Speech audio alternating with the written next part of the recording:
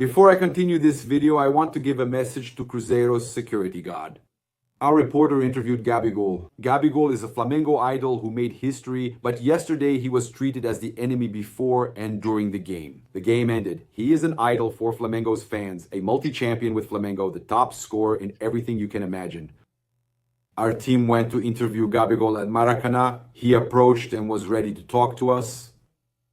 Then, Cruzeiro's security guard, being rude, hit our microphone, so Gabigol wouldn't talk. It's a disgrace the way they treat people, okay? In this case, Gabigol isn't at fault since he was just coming to talk to us. Now, it's absurd. It's a shame the way they treat us. Let's watch the footage of Gabigol leaving, talking to Filipe's son, meeting Filipe, and this mess right here.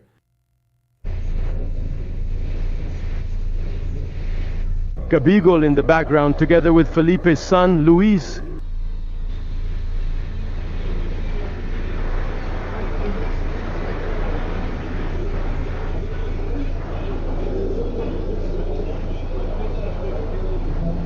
And Cruzeiro's coach.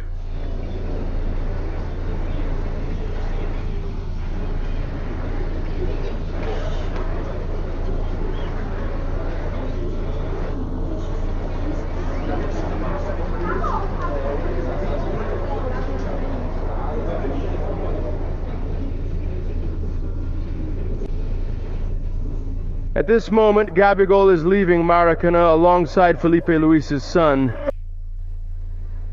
having a chat. Now, greeting the fans here outside. He went back inside. Filipino is inside.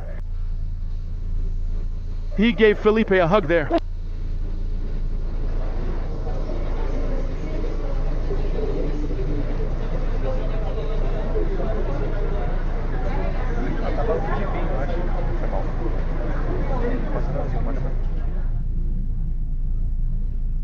Striker Gabriel Barbosa from Cruzeiro is currently talking with Flamengo coach Filipe Luis. Here behind the scenes at Maracanã Stadium, Flamengo, who tied 0-0 with the Cruzeiro team. It was Gabriel's first time reuniting with Flamengo fans at Maracanã.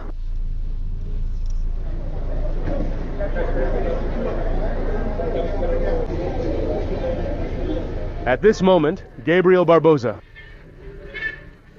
leaving Maracanã, missing Flamengo. Gabi, hey, talk to me for a bit. Gabi, talk to me here. No interview? No. Gabi, you can just take the picture. Thanks, brother, thanks. Let's go back to Maracanã. Gabi, just one picture, just a picture. Give me a picture here, give me a picture.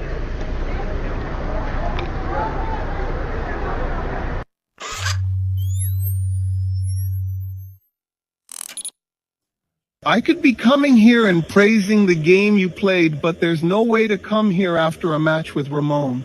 But Diablo chops up the game so much. For you, the fact that Cruzeiro was playing away and the referee chopped up the game a lot favored Cruzeiro a bit. I also wanted to know your opinion about today's refereeing. Talking about refereeing is actually really annoying.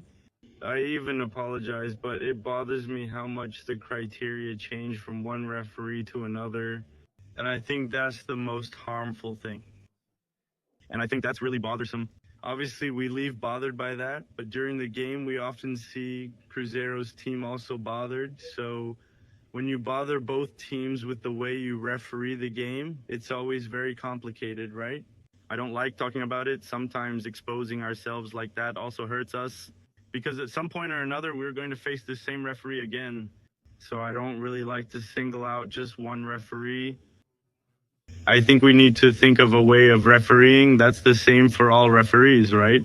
We understand differences will exist, but we must aim to reach a standard as closely as possible so that we know every game will be refereed very similarly in the same way by all referees. So I think that's the biggest factor. Leo. You just talked a bit about refereeing. You also talked a little about the style. Filipe and Luis, for this specific game, which was Plata being chosen to cover Vidalba's back, I wanted to know if this issue of breaking up the game, in quotes, disrupted Filipe and Luis's plan, and if that made you guys frustrated during the match. We saw, especially in the first half, that there were a lot of yellow cards. Do you think that influenced your game like that? I think so. I think it breaks the rhythm a little. I think it was Cruzeiro's strategy to break our rhythm that way too. And the referee went along with it more at times, stopping the game a lot, not letting us play, and we were always trying to play. And you end up getting irritated at times, but I think above all, Filipe asked us to get over it and compete. And I think we didn't get frustrated because of that, but eventually we get anxious because we want to play and compete. So at some point it ends up pushing the player to try to make a play, because if sometimes the referee doesn't do it, we try in some way. Not that it's right, but I think that's what happened. The main issue is the stop and go. Some referees let the game flow while others halt it often. So I think it's more of a refereeing pattern than about a specific referee. Portis, you were on Ancelotti's first list for the Brazilian national team call-up, but you were left out of the latest one. Did you have any contact with the Italian coach? No. The colleague over there just mentioned the last 3 home games. That Flamengo couldn't get any wins, ended up dropping points along the way, today against a direct rival, especially for the title. But does the team see it as 2 points lost or 1 point gained? Man, I don't think you can say it was 1 point gained. I don't think we work like that. We work to win every game, regardless of the opponent, wherever it is, at their place or at our place. So we don't celebrate a draw. But as I said, we must also understand that the league is very tough. I think this year is the most evenly matched at a high level compared to recent years. So there will be great games. There will be teams that come very well prepared to play against us. Today we were facing the team in 3rd place, if I'm not mistaken, or 2nd, I don't remember exactly. But they're competing with us for the title. So it's a tough game. It's a difficult match. It's a game against a team that invested a lot to fight for the championship title. They're in the Copa do Brasil semifinals, so they deserve credit too. We'll try our best to win every game, but sometimes it won't be possible. And I think the main thing in a head-to-head match, obviously, is to try to win. But even more important at home is not to drop points, because that could allow them to get closer and even give them a boost of confidence. I believe that's most important. The Brazilian championship in recent years hasn't been decided by direct matchups, but by results against other teams. So I think that's what we have to work on, mainly winning the home games. Like you said, we haven't been able to do that. So we can win the championship since we know how important it is to us this year. Less is less. Just to talk a little bit about the example there, in the second half, you could see that Flamengo's team couldn't keep up the same intensity as they have in other games. I wanted to know if, because of this tough stretch of consecutive and decisive games Flamengo has had, it might even be affecting Flamengo's physical performance in the match. Man, I don't agree. I think in the second half was when we had more possession with the ball. And I think maybe there was a moment right in the middle of the second half when they had a little bit of control and the game became very back and forth. And then I think they deserve some credit for keeping the ball a bit more. And they even created a chance for Matthias and one for Caio. But mostly from outside the box, which Rossi also saved. Other than that, I think we basically dominated the game, especially after the sending off. And in the first half, I think both periods of the game were very similar, both halves of the game. I don't think it has much to do with intensity. I think that wasn't lacking. We pressed from the first to the last minute. So I think that's it. Filipe, this is Renan Moura from Rádio Globo Central Brasileira de Notícias. I wanted to understand why you waited until around the 35-36 minute to make the second substitution and onwards. If I may, I'd like to understand Juninho's situation today, as he was the first signing this season but hasn't been included in the squad. Is he really performing that poorly in training? I just wanted to understand his current role in the squad. Thank you. Well, about the substitutions, first I substituted Lino because he really wasn't playing a good game. And purely for strategic reasons, I chose to leave Bruno on Williams' side. And Bruno even managed to get the player sent off, but I believe that we could have it was a characteristic we needed on the side where Lino was playing. The rest of the team was at a very high level. Honestly, I didn't see anyone who needed to be substituted because everyone was playing at a very high level. Plata, Rasca, Carrascal, the two defensive midfielders and the fullbacks were giving stability to the team that counterattacks best in the league. We had to stop those counterattacks. And from the moment I felt that fatigue hit Arrascaeta and also Carrascal, who was playing spectacularly, I did choose to make a substitution. Substitutions often occur. Sometimes I make a quick change if I notice players aren't performing well. But today I saw that all of them were at a very high level, and that's why I held off until I felt the level dropped. Substitutions often help, but sometimes they don't work. I base my decisions on what I see on the field. After Juninho, it's a technical decision. Now I have Plata, who played as a forward, Bruno, who plays as a forward, Pedro, who plays as a forward, and Wallace, who also plays as a forward. And at this moment for me, when I set up the bench, set up the team that's going to play, I set up the bench. I have to set up the options, and for me at this moment, I chose these options. And Juninho was not my choice, but he's training well, he's working really hard, and he's part of the squad. And from the moment we need him, he's available to play. Hi Filipe, here to your right. Congratulations on your year leading the club. I'd like you to give an analysis after today's result of how you see the championship right now. Flamengo leads Palmeiras by 3 points in the league table and has a game in hand. Palmeiras has one game in hand, and that game will be played by Palmeiras during the Federação Internacional de Football Association international break next week. After that, Flamengo and Palmeiras will have played the same number of games. If Palmeiras wins, they'll move ahead due to more victories. In the last 3 games at Maracanã, Flamengo drew with Grêmio and Vasco. And today? How do you see this, looking forward? Still have a match against Palmeiras and one left against the league's last place team.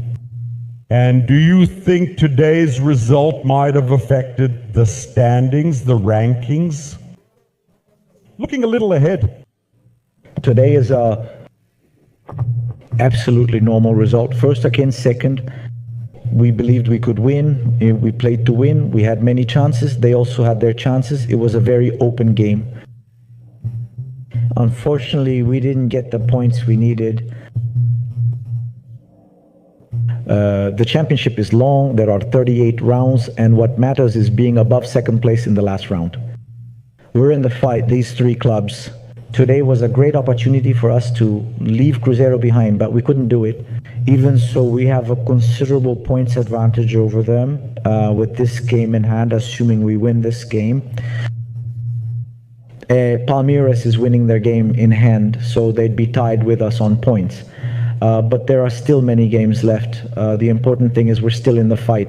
The first phase of the second round, the first 9 games, are complicated. We're doing better now than we were in the first round. We've earned 3 more points at the start of this second round than we did in the first. I'm not sure if I explained myself well. We still have a direct match against Palmeiras, as you said, Palmeiras, and we both have tough games ahead, including against Cruzeiro. This league is extremely competitive, and the most consistent team will ultimately win. That's why we need to keep our feet on the ground, stay humble, keep working, and try to become champions. Good evening, Filipe Marcos Gabriel from Rádio Vavé Brasil Itália. Today, Jorge Carrascal, the Colombian, played his second and third straight games and performed very well again. Do you see him more as a playmaker for São José do Arrascaeta, as many have said since his signing? Or if you see him as a player who can play alongside Arrascaeta, sometimes out on the left, sometimes more central, switching positions with Arrascaeta? They can play together and did well in the last 2 games. Boa Chuntos is a player who manages all defensive phases, presses, tracks back, attacks, finds space, has great quality, connects with teammates, and understands both the game and the system well. And he's becoming more and more established in the team because he's a player with extreme quality. His position, he wants to play. So of course he's a midfielder, everyone knows that. But he can play on the left wing, he can play as a false 9, he can play as a 9, and he can also play as a midfielder. So he's a player with immense talent, and we're very happy. Filipe, good evening. Davi Ferreira from O Globo newspaper here. Following up on my colleague's question, he noted Flamengo hasn't had a home win in the Brasileirão since beating Vitória, right? There have also been slip-ups against lower table teams, like today's game, a draw with Cruzeiro and the Estudiantes match, which is a different situation. So how do you see the team's overall performance? not just playing at home, but also in some games where they've struggled a bit to get the result, right? The match against Corinthians was also very tough. But overall, how do you see the team's performance from a month ago until now? Anyway, going up and down, Claudio? I see my team doing very well. Today we played a very competitive game. We played a very solid tactical game. We created chances, understood the spaces, and stopped a lot of their counterattacks, which was their strength. Even in the game in the second half, at the end of the first half, Corinthians played very well in the second half. The beginning was terrible. The Estudiantes game was great, but the second game wasn't. I see my team understanding everything very well, working very well. And at a great moment, because we are leaders, we are co-leaders, right? Actually, with Palmeiras, we are still alive in the Libertadores. And playing badly is sometimes part of the process. Today, it was a very high-level game, like I said, where both Jardim and I prepared a lot for this match. Unfortunately, the referee was not up to the level of the game. He interrupted the game too much, didn't let the game be played with the intensity the players wanted, and got himself into trouble with his decisions. But even so, the team fought until the end and managed to finish inside Cruzeiro's box. Unfortunately, we couldn't put the ball in the net, but the team played a great game. Now we have Bahia. We need to keep playing the same way and try to win, to keep fighting for the title. Filipe here, good evening. You mentioned Bahia. Flamengo plays Bahia at Fonte Nova Sunday. And besides the opponent, it's a team that's very well coached by Rogério, who usually makes things really difficult there. There's also the issue with the pitch. Last weekend, Rogério himself said that the way the Fonte Nova pitch is right now makes it hard for Bahia to play their game. They play out from the back, passing and creating from deep. It's very similar to the style of play you have here at Flamengo. I wanted to know how much this concerns you and what you're already thinking for this game. Since, besides being a very well-coached opponent, they have a coach who's been there for quite a while. You'll also have to deal with the poor field conditions there. Thank you. I believe that, I don't know if in the time they've had since the last game until now, it will get a little better, I don't know. As he said at the press conference, it hurts Bahia and both teams. But we're used to playing on all kinds of different fields, on artificial grass. And we play in a lot of different games with different balls. So the players are adapted and prepared to face Bahia even with a bad field and try to win.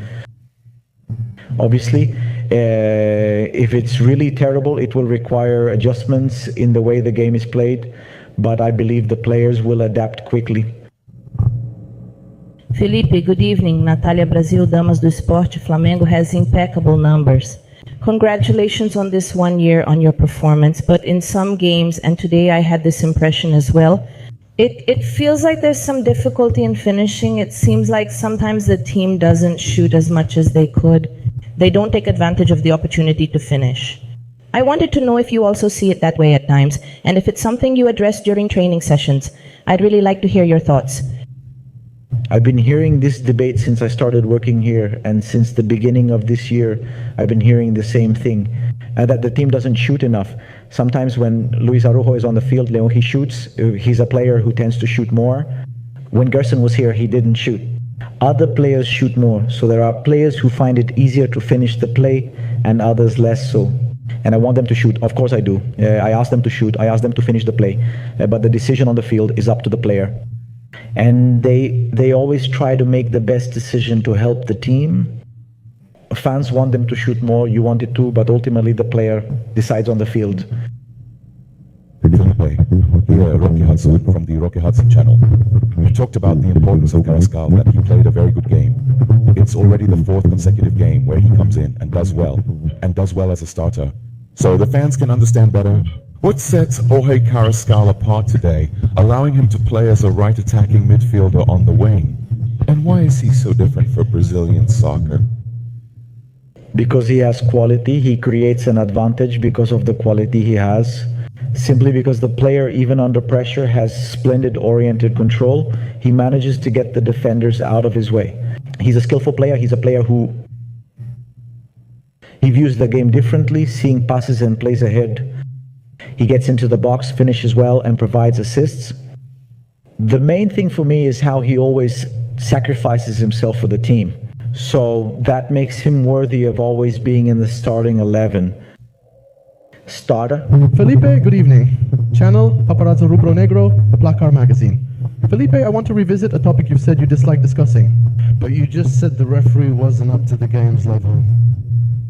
Maybe even breaking up the game too much, which could even be a characteristic of the referee, but in Flamengo matches, it's common for referees to fall short of the game's level.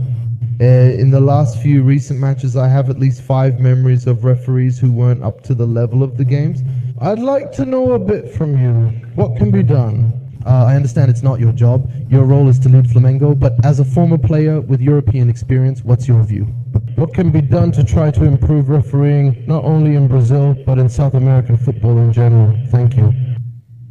Well, whenever I, as a coach, sat in this chair for the first time, I always chose not to talk about the referees. It's hard, honestly, it's hard. Because you have feelings on the sidelines, you're watching the referee blow the whistle. When his name came up, we knew it would be complicated. The profile of the referee for Flamengo's games. When the list is released, you know it will be complicated. So, what can I say? When the game starts, the decisions aren't the same. Now, like you said yourselves, the criteria aren't the same. First, cards are shown, then none, and later a card is given for a play that wasn't before.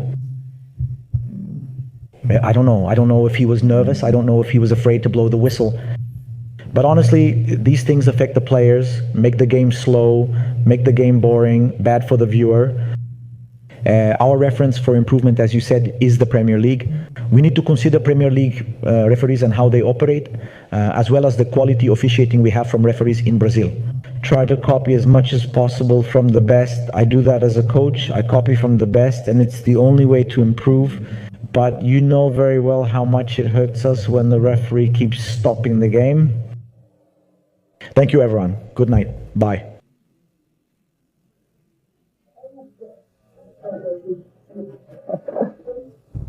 Good night, everyone.